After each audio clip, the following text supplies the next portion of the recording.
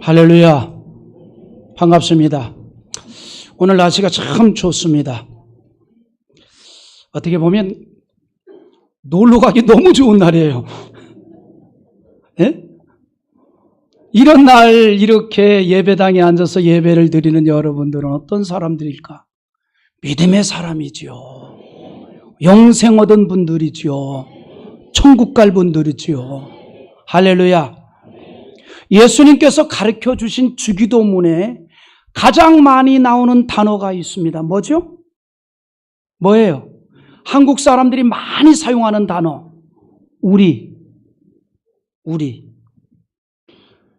우리라는 단어예요. 예수님은 우리가 이 땅에서 기도할 때에 잊지 말아야 할 것이 있는데 관계성에 대해서 잊지 말라는 교훈을 주시고 있습니다. 그 증거가 예수님이 가르쳐 주신 주기도문에서 말해주고 있는 거예요. 우리입니다. 우리. 여러분, 사람이 이 땅에서 참된 삶을 이루기 위해서 정말 필요한 것이 있는데 관계성입니다. 관계성. 사람은 이 땅에 홀로 살아가도록 지은 바 되지 않았다는 사실입니다. 그래서 창세기에서 뭐라고 그랬습니까? 사람이 독초하는 것이 좋지 못하여 아담을 잠들게 하고 그의 갈빗뼈를 취하여 하와를 지으셨습니다. 사람은 홀로 사는 게 아니에요. 더불어 사는 거예요. 관계성 속에 사는 거예요. 그런데 사람이 이 땅에서 아주 중요한 두 가지 관계성이 있습니다. 크게 보면 두 가지 관계성이에요. 첫째는 하나님과의 관계요, 둘째는 사람들과의 관계입니다. 다시 말해서 사람은 하나님과의 이 수직적인 관계와 사람과 사람끼리의 이 수평적인 관계가 잘 이루어져야 바르게 살았다라고 말할 수 있다 이 말입니다. 이것은 어느 것 하나 치중하거나 외면할 수가 없는 거예요. 예를 들어서 어떤 사람이 공부를 잘했습니다. 열심히 해서 중고등학교 우수하게 마치고 좋은 대학을 마치고 사회에 나가서 우수한 직장에 들어가서 아주 능력 있는 사원이 돼서 아주 훌륭한 그러한 자리에까지 오르고 재산도 어마무시하게 모으고 이른바 성공이라는 두 글자를 남겼다 할지라도, 그리고 사람들과의 관계도 너무나 좋아. 동창회 가면은 베풀기도 잘하고 모든 사람들에게 즐겁고 웃음도 많고 즐거움도 많고 위트도 많고 남자다움도 있고, 이야, 그런 사람이 있으면 신랑감이지.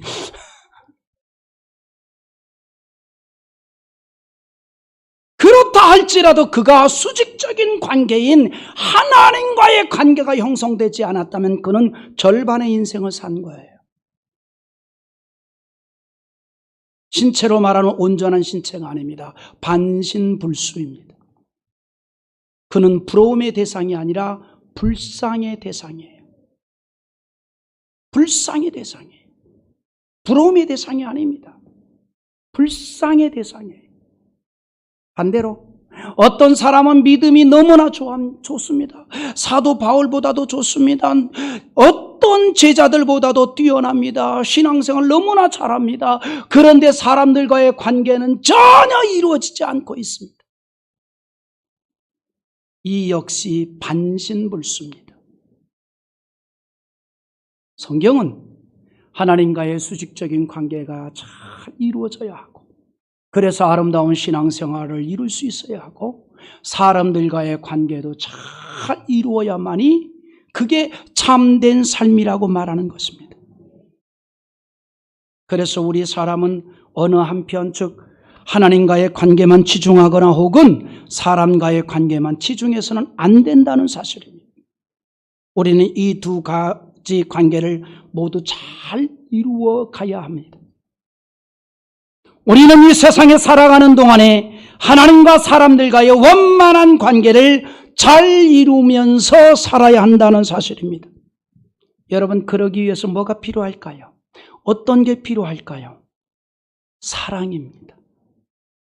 거짓 없는 진실한 사랑으로만이 하나님과의 관계나 사람과의 관계를 원만히 이룰 수 있습니다.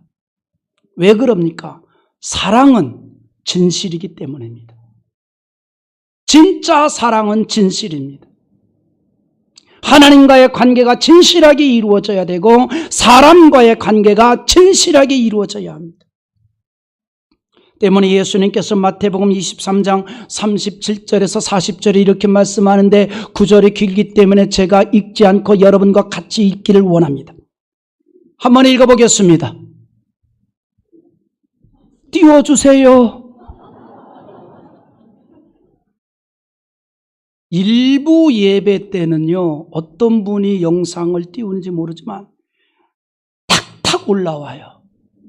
근데 2부 예배 때는 조금 느려요. 왜 그런 줄 알까요? 나이 차이예요. 일부 예배 때 띄우는 분이 나이가 조금 어려요. 2부 예배 때 띄우는 분이 조금 나이가 들었어요.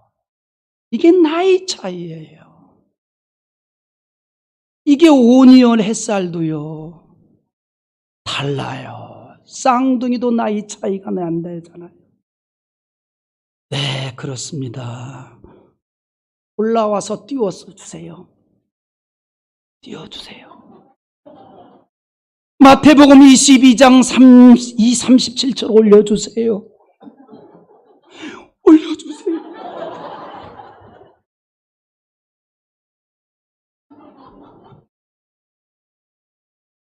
제가 그냥 읽겠습니다.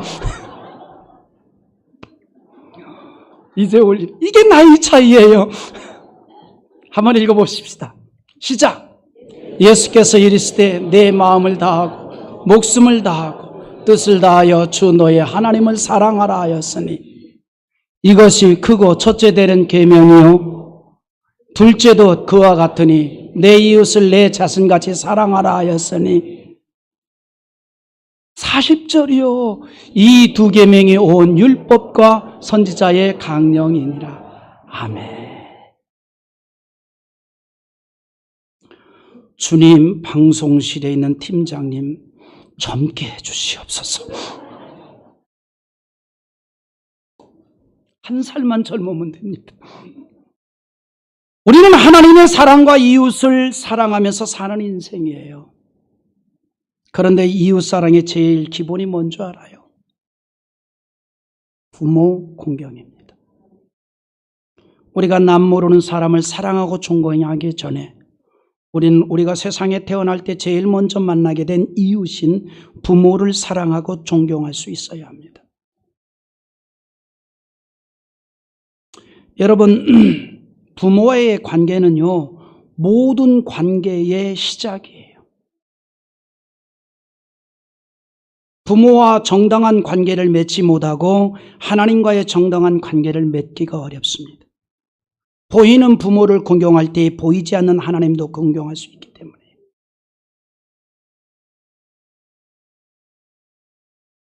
근데 사람들이 희한해요. 고리타분한 이야기를 할 때는 귀에 잘 안 들어오고요. 뭔가 조금 좀 어두운 이야기를 할 때는 좀 쏠깃한 것 같아요. 오늘 좀 고리타분한 이야기 같지만 이게 축복의 이야기인 줄 믿으시면 크게 아멘 하십시오. 하나님께서는요, 부모 공경에 대해서 율법으로 규정했어요. 계명으로 규정했어요. 그리고 뭐라고 말씀하는 거니? 부모 공경을 하는 자는 복을 받을 것이라 이렇게 말했어요. 신명기 5장 16절에 이렇게 말씀합니다. 너는 내 하나님 여호와께 명령한 대로 내 부모를 공경하라. 그리하면 내 하나님 여호와가 내게 준 땅에서 내 생명이 길고 복을 누리리라. 할렐루야. 무슨 얘기예요? 우리가 부모를 잘 공경하면 하나님께서 우리의 인생에 복을 주신다라고 약속을 하였습니다. 그러므로 부모 공경은 하나님의 복을 받는 길입니다. 하나님은 우리가 복을 받는 인생이 되기를 원하십니다. 그래서 부모 공경을 계명으로 명령하시고 또한 동시에 축복을 약속하신 것입니다. 자, 그러면 어떤 게 부모 공경하는 일일까요? 많이 얘기할 수 있겠죠. 많이 얘기할 수 있겠죠. 예를 들어서 어버이 주간에 카네이션을 갖다 주는 거 이런 거 있을 수 있는데 통계에 보면 엄마들이 제일 싫어한대요. 그러면 1위가 뭐냐? 현금을 가져다 주는 걸 가장 좋아하신대요. 그래서 카네이션 잘 안 팔린답니다.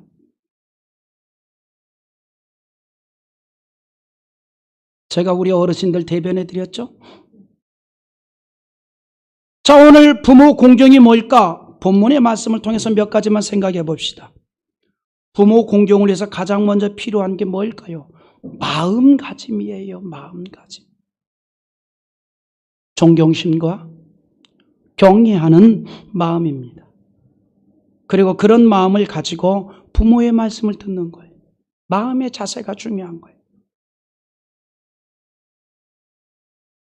여러분, 부모를 잘 공경하는 사람들의 특징이 뭐예요? 예라고 하는 순종 아닙니까?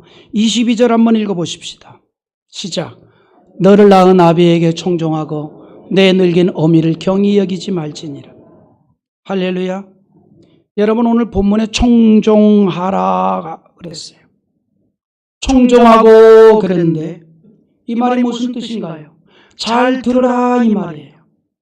그런데 원문의 의미가 뭔지 알아요? 그냥 귀로만 듣는 것이 아니라 마음으로 들어라 이 말이에요. 여러분, 우리 신앙도 마찬가지입니다.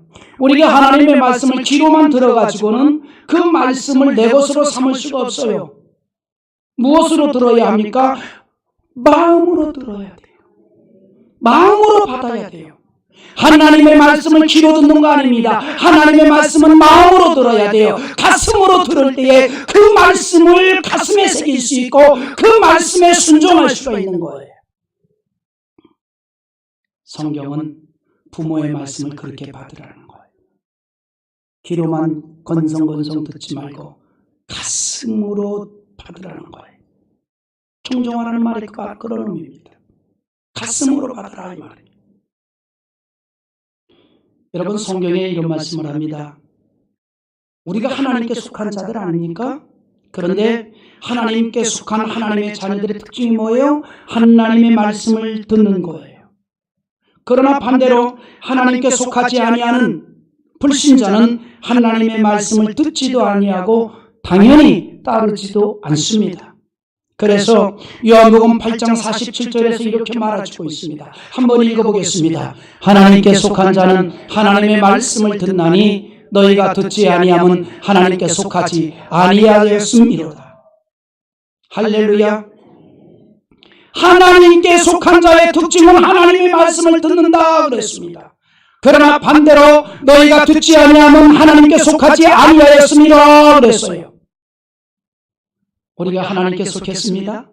특징이 뭘까요? 하나님의 말씀을 듣는 거예요. 예수님께서 요한복음 10장 27절에 이렇게 말씀합니다. 우리 한번 또 읽어봅시다. 내 양은 내 음성을 들으며 나는 그들을 알며 그들은 나를 따르느니라. 여러분, 우리가 주님을 영접했습니까? 주님의 말씀을 듣는 자들이요, 주님을 따르는 자들입니다. 하나님의 자녀입니까? 하나님께 속한 자들이요, 하나님의 말씀을 듣는 자들이요, 하나님의 말씀을 따르는 자인 줄 믿으시면 그게 아멘 하시기 바랍니다. 하나님께 속한 하나님의 백성은 하나님의 말씀을 듣고 따릅니다. 하나님의 말씀은 그의 자녀들을 축복하는 말씀이요, 잘되게 하는 말씀이기 때문입니다. 마찬가지예요. 자녀를 향한 부모의 말씀은 자녀가 잘되기를 기대하는 부모의 마음이 담겨 있는 겁니다. 여러분, 못된 부모라 할지라도 자녀에게만큼은 잘될 것을 얘기해 줍니다.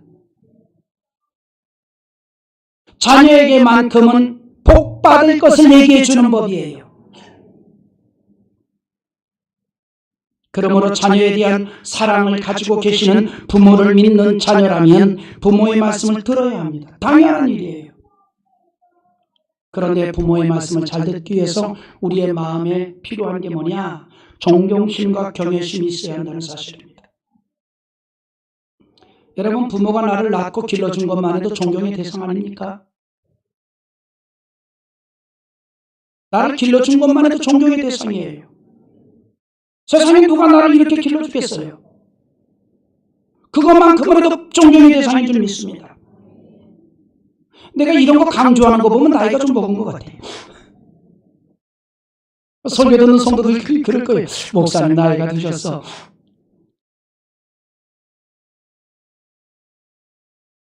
그래도 마음은 청춘이라고. 어딜 가면은 나이 물으면 그냥 그저 50. 그저 뭐 이제 겨우 넘어갔나 뭐 이렇게 얘기해요. 믿거나 말거나.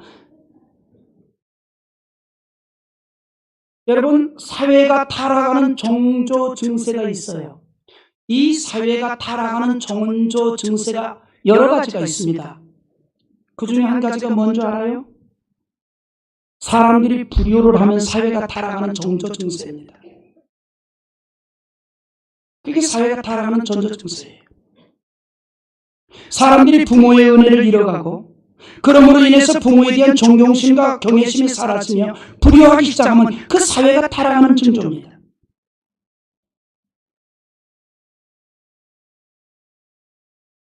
여러분, 그래서 훌륭한 남편감은요, 효도하는 청년이에요.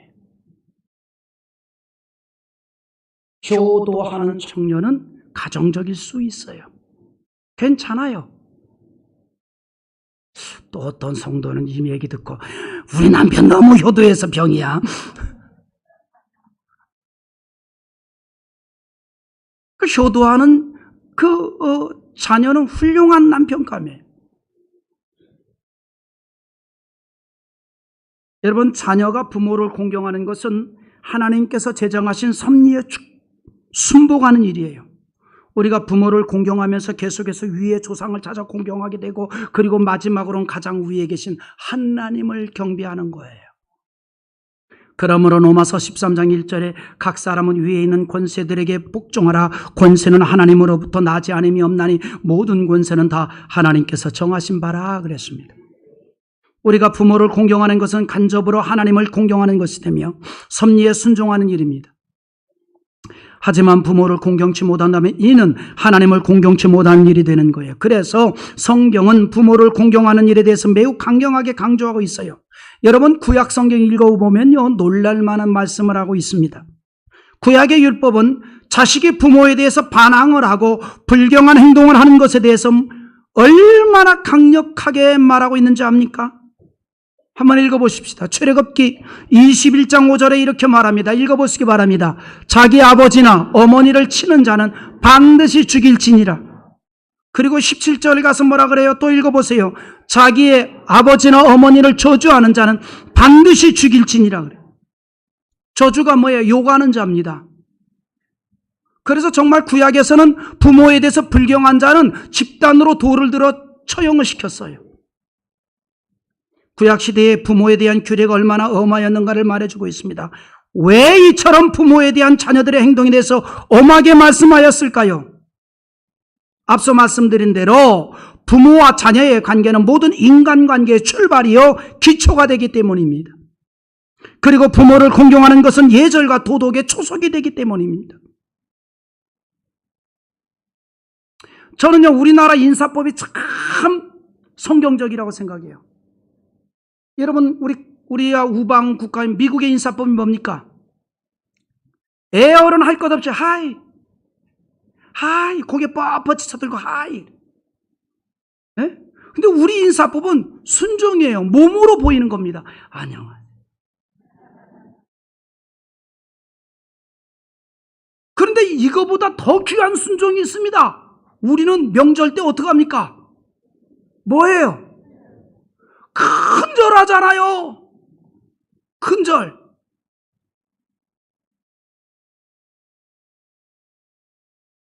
(72세) 이상 어르신들만 다 일어나 봐요. 일어나 봐, 얼른. 일어나 봐. 71세. 우리나라 정부가 65세가 노인인데 나는 좀 앞서갑니다. 70세부터 노인이야. 우리가 이런 분들에게 일어나봐 얼른. 예배 중이지만 재밌잖아. 이런 퍼포먼스 하면. 우리나라 인사법 중에 최고로 좋은 인사법이 뭐냐면 이런 분들에게 이렇게 인사합니다.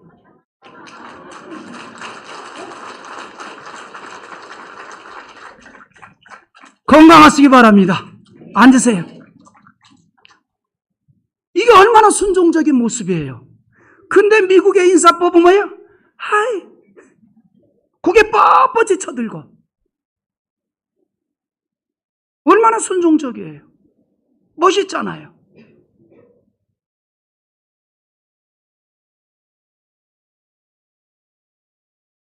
여러분, 인간관계에 있어서 가장 기초는, 그리고 가장 시작은 부모와의 관계예요.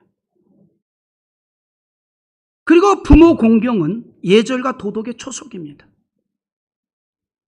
그래서 하나님의 말씀은 부모에 대해 소홀히 하는 것에 대해서 용납지 않으실 것을 말씀하고 있는 거예요. 앞서 말씀드린 대로 그래서 사회가 타락하는 전조 증상이 뭐냐? 효가 사라지고 불효가 자리하게 되면 이 사회가 타락의 전조 증사예요.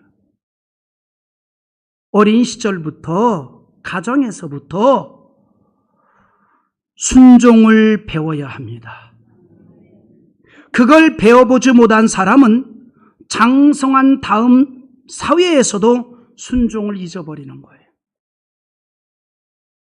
그러므로 사랑하는 자녀일수록 훈계를 자주 하도록 성경은 말하고 있는 겁니다.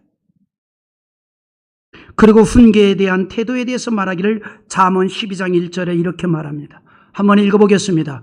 훈계를 좋아하는 자는 지식을 좋아하거니와 징계를 싫어하는 자는 짐승과 같으니라. 사람이 마땅히 받아야 할 징계를 거부할 때 그의 인격은 점점 타락하게 되고 인간다운 성품이 사라지게 되는 거예요.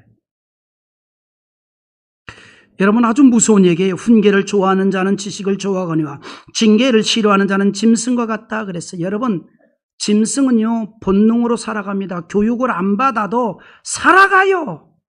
그러나 사람은요 짐승하고 달라요. 가르침을 받고 만들어지는 거예요. 그래서 사람은 만들어지는 겁니다.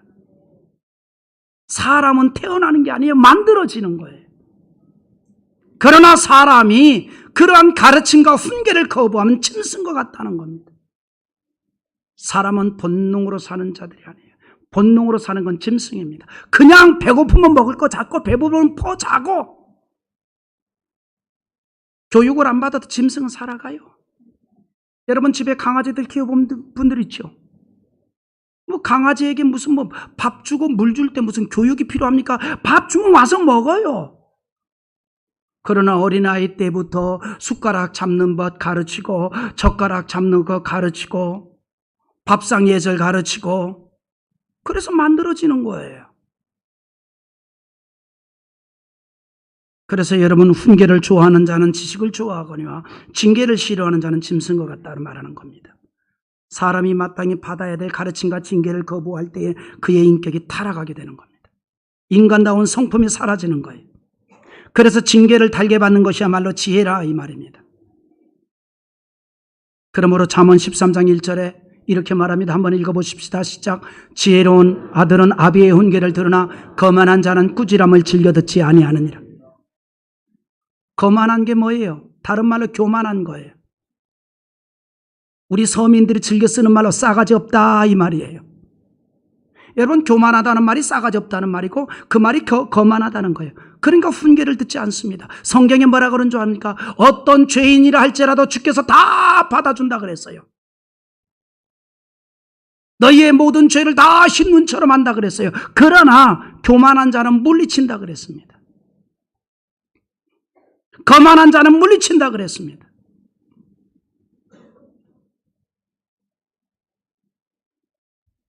그러나 지혜로운 자들은요 순종적이에요. 훈계를 즐겨 듣습니다. 신앙의 지혜로운 자 말씀을 즐겨 듣고 인생의 지혜로운 자 부모의 말 훈계를 즐겨 듣습니다.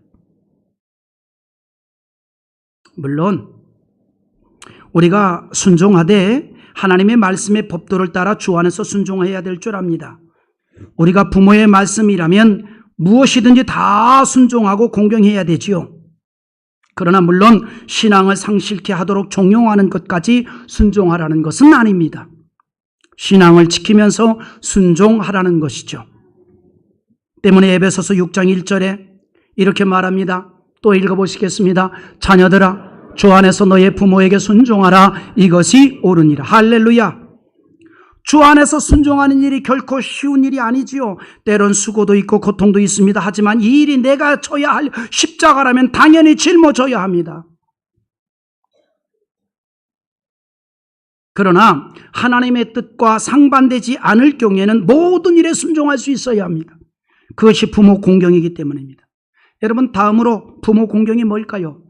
부모를 즐겁게 해드리는 게 공경이에요. 25절 한번 읽어보십시다. 시작. 내 부모를 즐겁게 하며 너를 낳은 어미를 기쁘게 하라. 부모 공경 다른 거 아닙니다. 즐겁게 하고 기쁘게 하면 부모 공경이에요. 제가 일부 예배 때 학생들에게 물어봤습니다. 여러분들의 어머니가 여러분들을 생각할 때마다 1번 너무 즐겁고 기쁘다, 2번 한숨이 절로 나와서 주여 저 새끼가 내 새끼 맞습니까?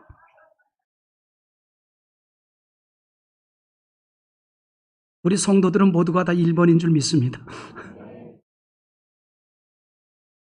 부모 공경 다른 거 아니에요.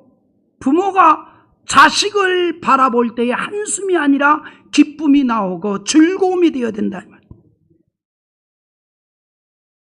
자식으로 인해서 오히려 근심이 되고 걱정이 되면 불경이 옆으로입니다.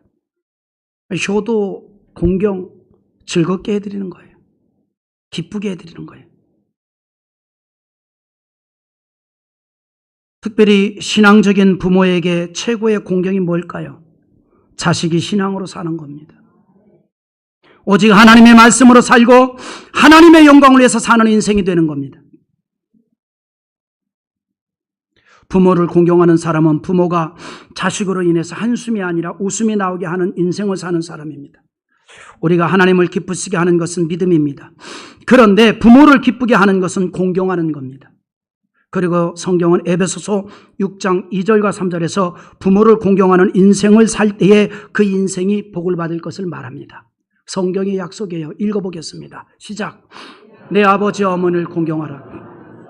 약속 있는 첫 계명이니 이로써 너가 잘되고 땅에서 장수하리라. 여러분, 이 말씀은 변치 않는 하나님의 언약하신 말씀입니다. 부모를 공경하는 자는 잘될 것을 말하고 있습니다. 형통의 복을 받을 것을 약속하였습니다. 여러분, 하나님께서는요, 이스라엘 민족이 가나안 땅에 정착하여서 장구히 형통할 수 있는 두 가지 방법을 그에게 말해 주었습니다. 첫째는 하나님을 경외하는 것이고 둘째는 부모를 공경하는 거예요. 그래서 앞에서 말했듯이 신명기 5장 16절에서 내 부모를 공경하라. 그리하면 내 하나님 여호와가 내게 준 땅에서 내 생명이 길고 복을 누리리라 그랬어요. 이처럼 이스라엘 민족이 하나님께서 주신 말씀을 지킬 때에 가나안에서 하나님의 축복을 장구하게 누릴 것을 약속했는데, 이 같은 인생의 원리는 오늘날 모든 그리스도인에게 동일하게 적용이 되는 거예요. 하나님의 말씀대로 우리가 하나님을 경배하고 부모를 공경할 때에 하나님의 축복을 받는 인생이 된다는 겁니다. 하나님을 두려워하고 부모 공경하는 백성의 나라는 그 땅에 하나님의 축복이 임하게 되는 것입니다. 우리가 그런 인생 되기를 원합니다. 어떻게 하면 그렇게 될 수 있을까요? 이게 결론입니다. 믿지 않는 부모에게는 구원의 주가 되시는 예수님을 소개하고, 신앙의 부모일 경우 아름다운 신앙을 잘 물려받아서 하나님을 경배하며 부모를 공경하는 인생이 될 때에 여러분을 통해서 이 땅이 하나님의 축복받는 땅이 되어질 줄 믿습니다. 할렐루야. 여러분으로 인해서 우리의 조국 대한민국이 축복의 동산이 되기를 주님의 이름으로 축원합니다.